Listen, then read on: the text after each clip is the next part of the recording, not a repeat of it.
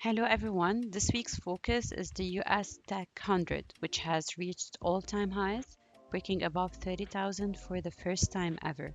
So how do we navigate a market with no map? Let's check the technicals. Coming off the war-driven drop, the index staged a clean recovery, sustained uptrend, clear higher highs and higher lows, and that structure is still intact. At all-time highs, there's no prior resistance to reference, so we use Fibonacci extensions. The 76.4% is acting as a ceiling right now. A clean break above targets 30,800. Fail here, 30,200. The lower boundary of that uptrend comes back into play without breaking the structure. Goldman Sachs just reported the fastest pace of US stock buying in 6 months, but the signal isn't as bullish as it looks.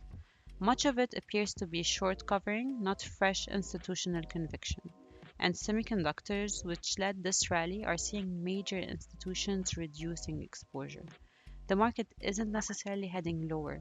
Derivatives conditions could keep supporting shallow pullbacks and strong rallies, but it looks fragile.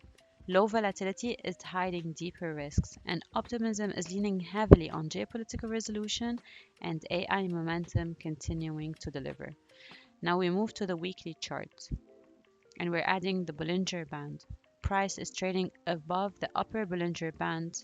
Normally, it's a momentum signal, but when the RSI is also in overbought territory, that's overextension, not breakout strength.